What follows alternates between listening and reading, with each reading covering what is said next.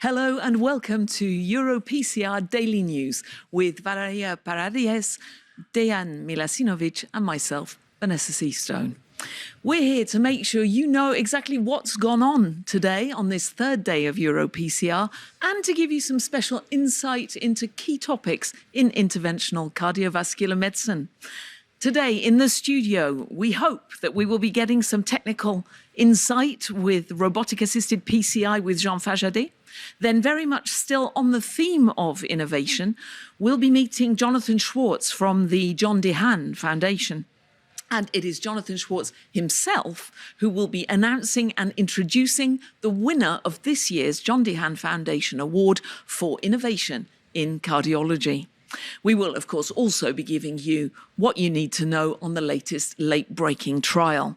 But before all of that, let's take a trip out of the studio, out of what's going on here and into the hustle and bustle of EuroPCR on day 3. Here we go for day 3 at EuroPCR.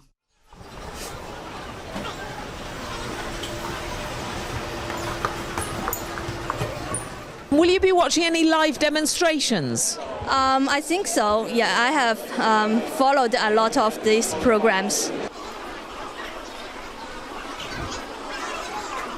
It's so good to be back, after 3 years of virtual meetings, and I was really impatient, to be live again with all my colleagues, that I have not seen for 3 years.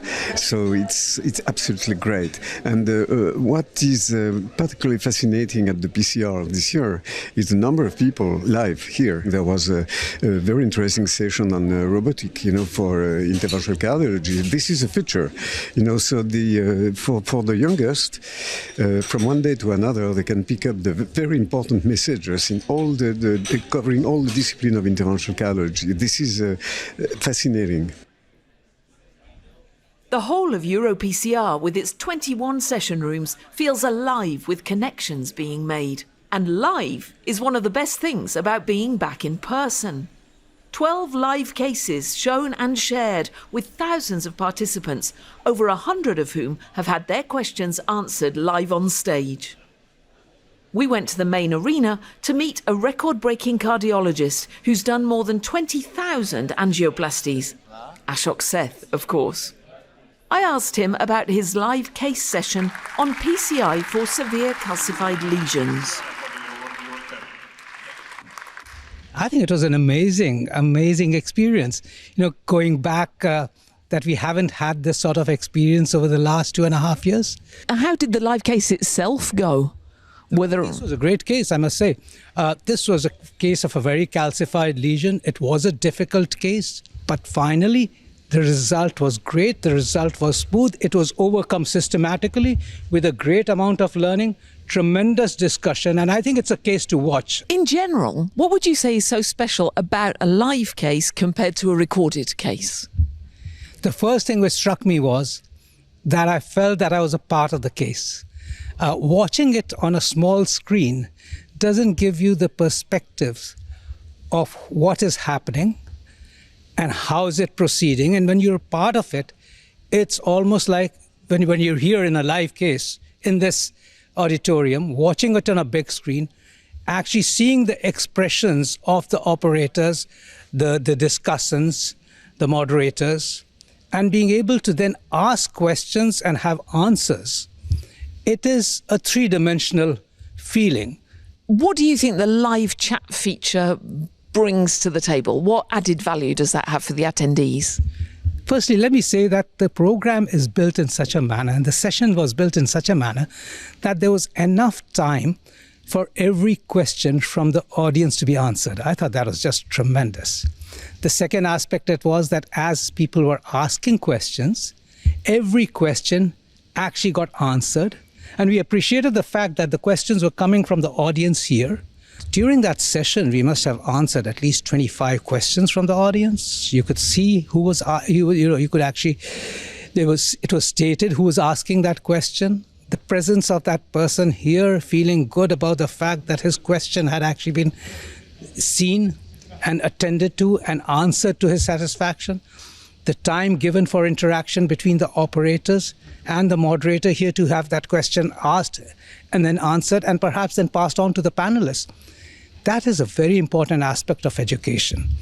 Every person who attends this should know that he's been educated, his questions have been answered, and that he's gone out of this auditorium feeling that it was an educational experience at its best. Ideas and learnings he can apply it in his cath lab soon after he returns. Thank you very much, Ashok Seth. Thank you very much, Vanessa, for this opportunity.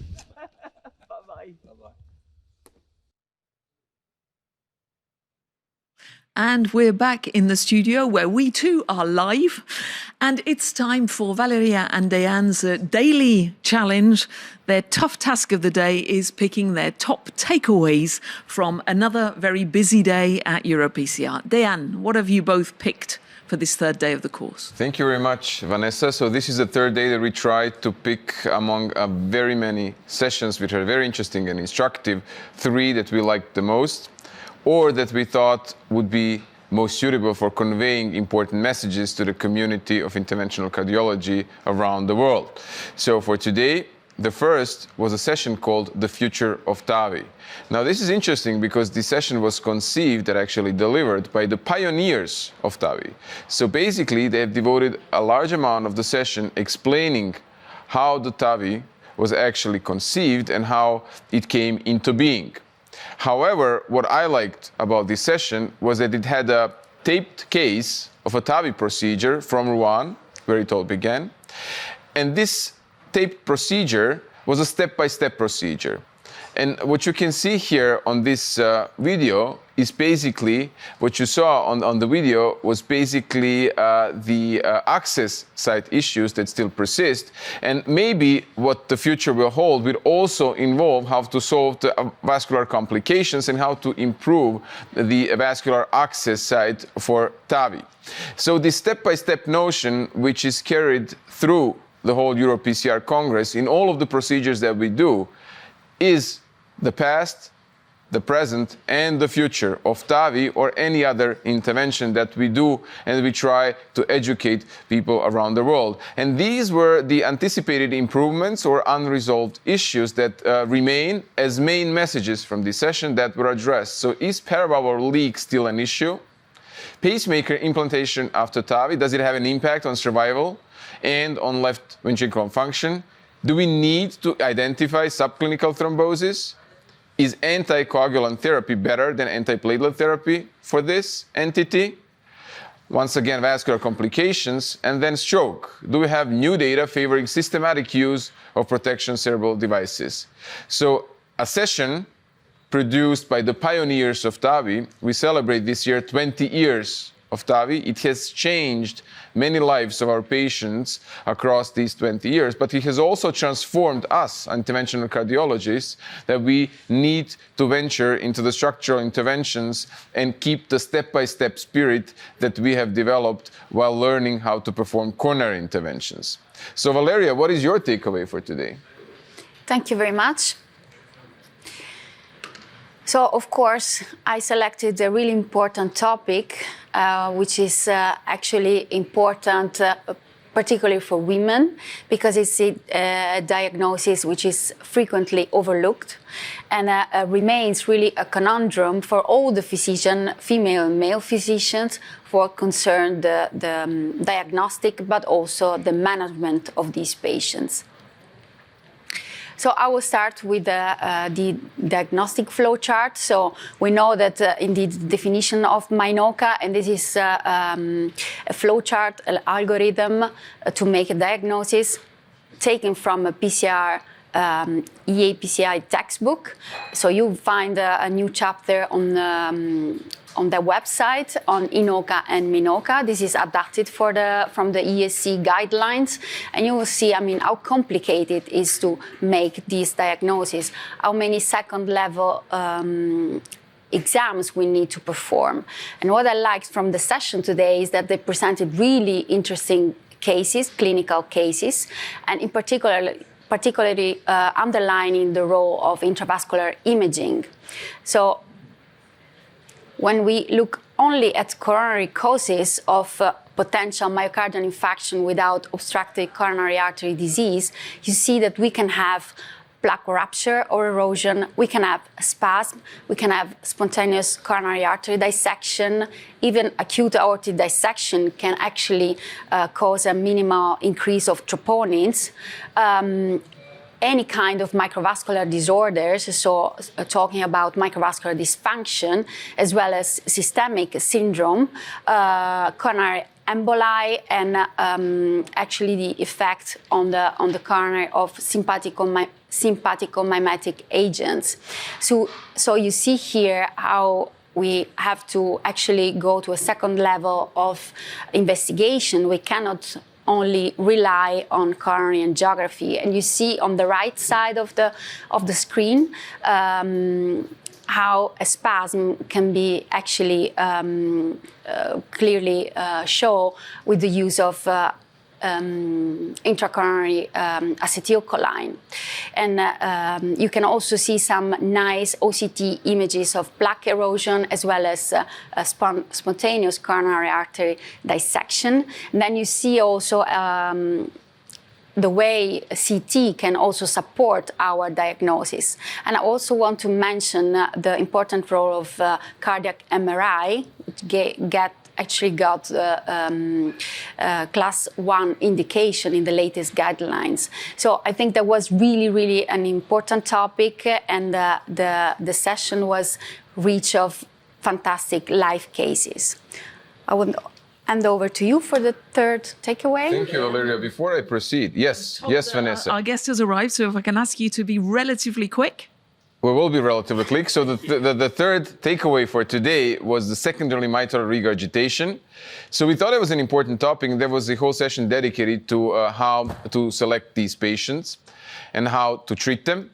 So basically, 2 points that I thought were important to convey as take-home messages were that the causes of mitral regurgitation need to be understood in perhaps more detail than what we have done so far.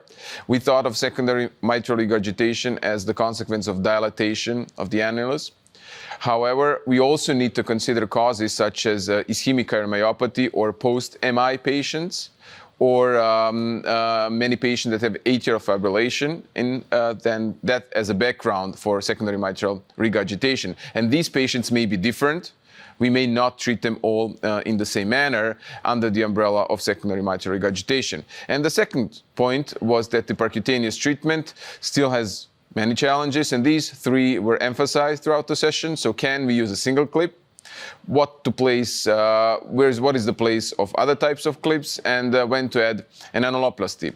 So this being said, I would like to close this section of our top takeaways from EuroPCI with, I think, a following message. So what we have presented throughout these 3 days were not only late-breaking trials, we will have that today as well. However, what we tried to do is highlight topics that attracted some attention during the Congress days and that really delivered important practical messages. So we went on from left main restenosis, which is an issue that when confronted with may be difficult to solve when we look for the solutions. And someone may say, well, what's the new data? We do not have it at the moment, but these sort of conferences serve the purpose of putting peers together and discussing these challenging issues, from left main restenosis to standardized imaging criteria to MINOCA, secondary mitral regurgitation, or thinking about what the future holds for TAVI. Thank you very much. It was quick but clear. Thank you. Now, for our first guest, who, of course, needs no introduction at all, it's Jon Fajadet. Jon. Join us, join us.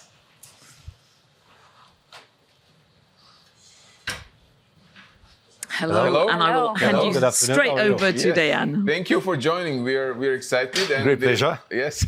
And what we were actually thinking about what to ask you, since the topic is robotic PCI, and it's very nice to talk to a pioneer of conventional PCI that all we practice. So as a pioneer of conventional PCI, our question to you is, what does robotic PCI bring to the table that is new? What is the added value? Oh, there is certainly 2 added values. One for first the operator, because we have, particularly the busy operator, have certainly a problem with irradiation in the cath lab.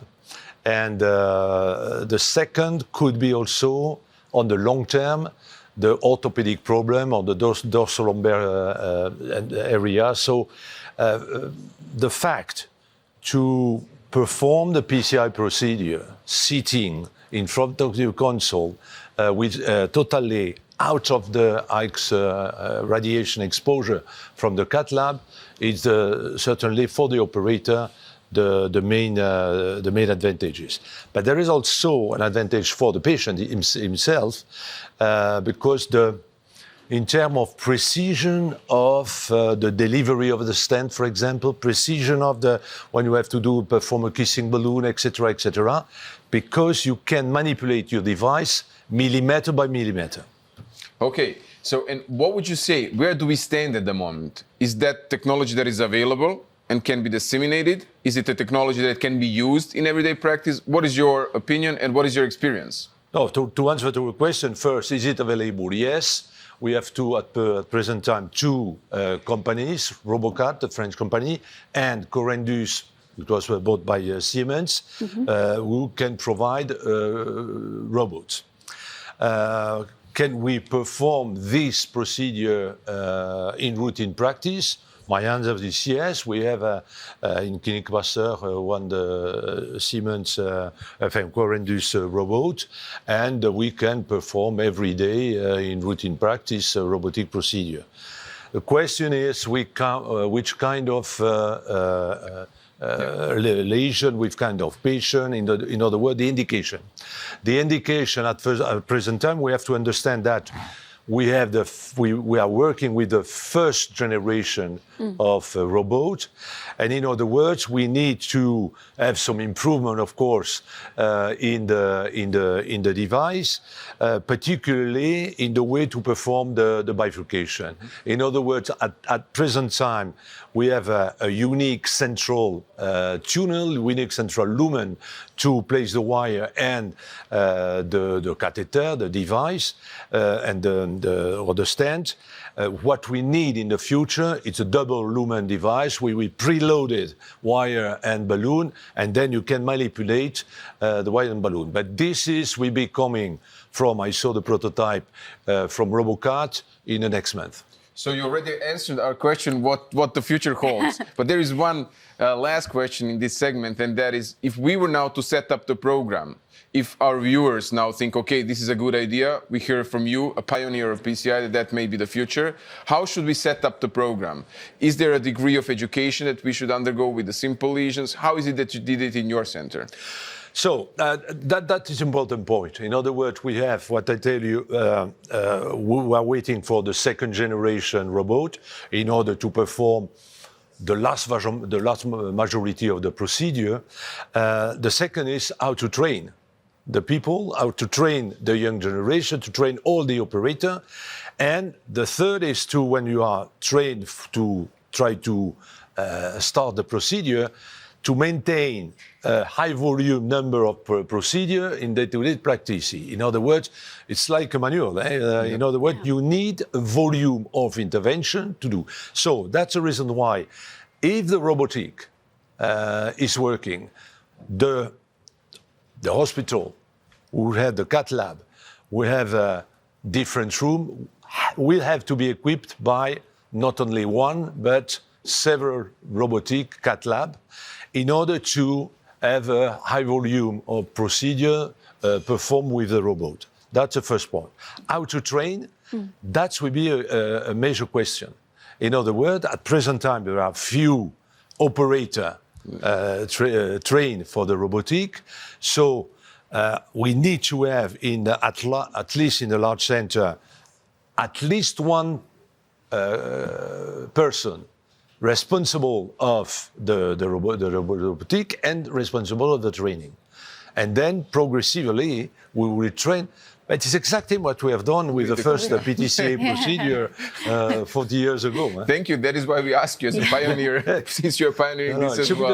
It should be the same trajectory. Thank you very much. And I think we now have new guests, but please stay with us. Pleasure.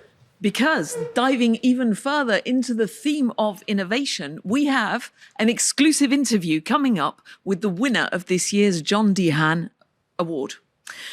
But first, to introduce that winner, we have Jonathan Schwartz, Vice President of the Jon DeHaan Foundation. John, can you join us in the studio? We hope. Here he is. Jonathan Schwartz, thank you. Hello. Hello. Hello. Hello. Hello.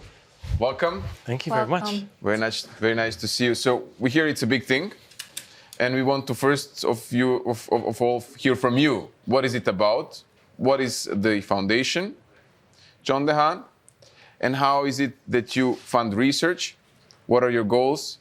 Can you describe that? Certainly. So thank you. It's an honor to be here. The foundation is based on, was started by our founder, Mr. DeHaan, he's an entrepreneur and a businessman. And unfortunately, at the age of 39, he suffered a myocardial infarction himself. Ended up needing coronary artery bypass grafting.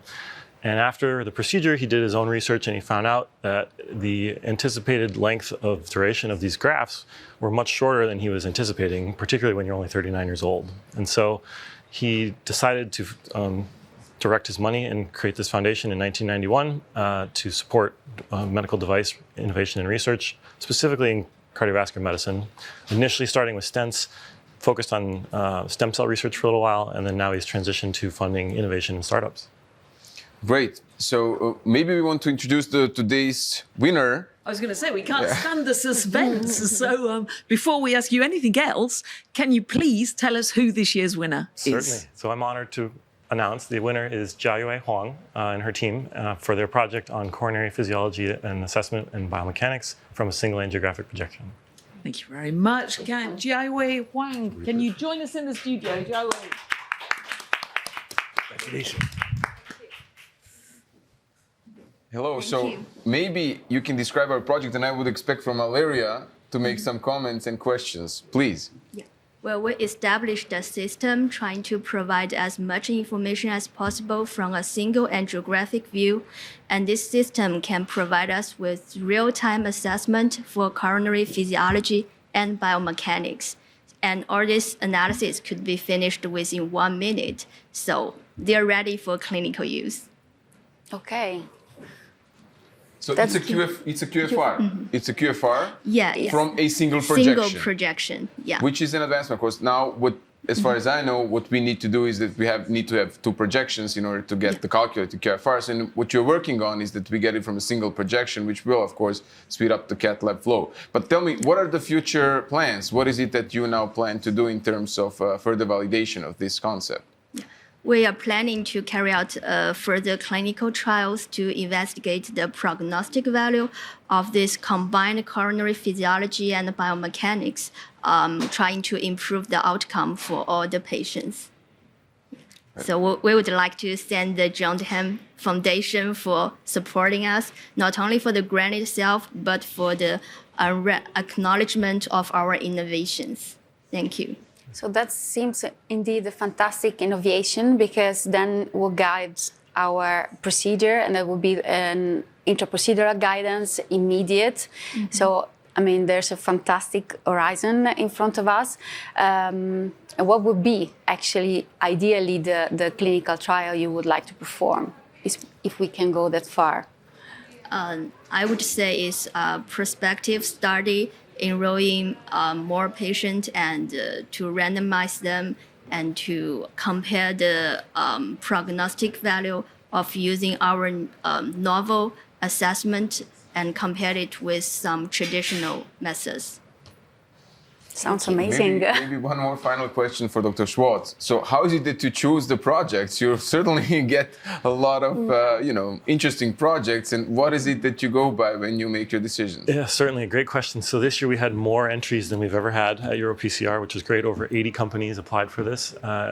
Prior to the meeting, we have a screening process where we go back and forth with our team and look over them, and we selected the top 6. And then those 6 got to present today. Mr. DeHaan has sort of given us guidance that he wants projects that are very close to being able to help patients, not large research studies and things like that.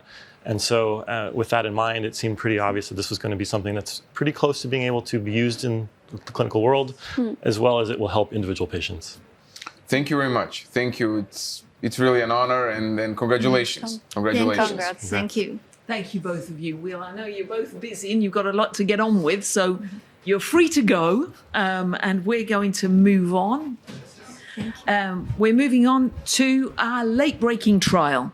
For today's focus on a late-breaking trial, we have a presentation by one of its authors, Antonio Maria Leon, who I hope will be with us in the studio in just a moment. Antonio? Do we have Antonio? This is the question. We do. Excellent. Hello, Antonio. Hi. Valeria, Dan? Yes. So, welcome, Antonio, from Policlinico Universitario Gemelli, Roma. Is going to present his late-breaking trial, and it's a trial about physiology, and particularly safety and efficacy of post-PCI FFR measurements. PROPHET-FFR trial. So what is the rationale of this trial, and what are the main results?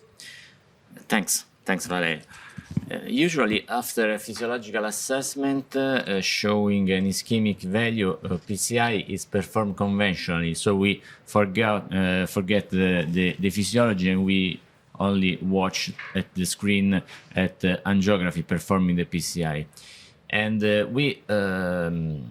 we judge the result on angiography only.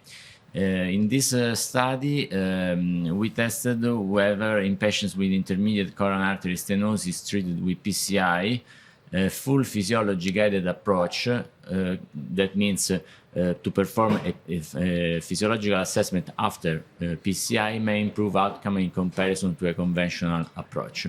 And this was tested in terms of safety and feasibility, outcomes in hospital and out of hospital outcomes, more importantly. And these are the results. Basically, we have a large population from our institutions of about 1,322 patients that were divided in 3 groups according to the result of the physiological study and of the choice of the operator. We had a group 1 represented by patients in which the physiological assessment was negative, and we used these patients as controls.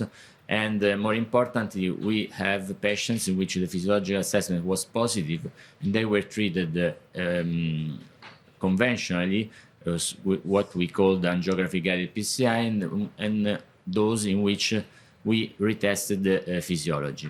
What is very important that the full physiology-guided PCI was not associated with a complication of the procedure, but again, more importantly, it was associated with a reduction in the rate of MACE, and in particular in the rate of target vessel revascularization.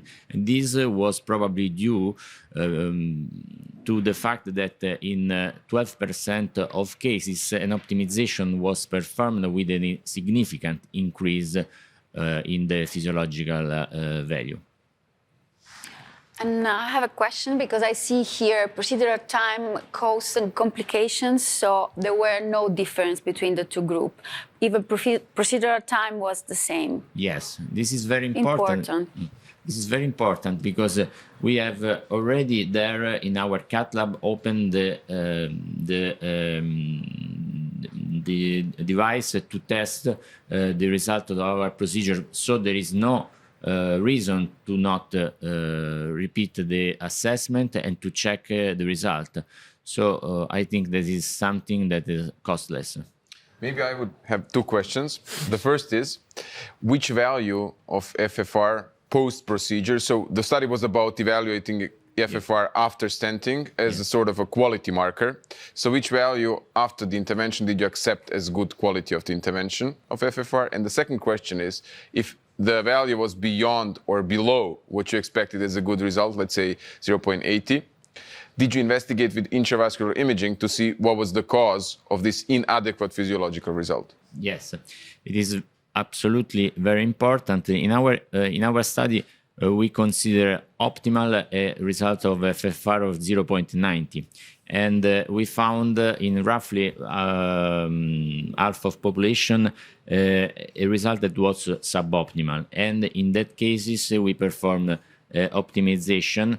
And in that cases, we have a significant increase after that. Not all cases of suboptimal results were treated, because in some cases we found some contraindication, for example, a diffuse disease. Okay, great. Great. I have a last question about, you showed really nicely how the post-PCI FFR is important, and actually targeting a cutoff can improve the clinical outcomes. But then I have a question, where do you see the room? We have talked in this day a lot about angio-based FFR measurements. So where do you see the room for this? Yes, sure, there is a room. Probably, in my personal opinion, this will increase the quality of our angiography and the quality of all procedures that we perform every day in clinical practice. We have to take into account that about 80% of all procedures are performed on the angio-based guidance only in clinical practice. So I think that the availability of a simple, as for example the macro QFR tool, can be a very important tool in our institution, in every institution. Thank you. And probably the role of the post-PCI FFR actually will increase with this kind of new methodologies. Well, thanks so much, Antonio, for being with us. It was a pleasure. Thanks. Thank you, Antonio. Thank you. And that brings us to the end of this series of EuroPCR Daily News. Thank you for tuning in. Don't forget that you can get all 3 programs on replay, as you can all EuroPCR content. And don't miss tomorrow's special morning edition with no less than 4 late-breaking trials tomorrow and a special segment, EuroPCR 2022 in words and images. Goodbye from me.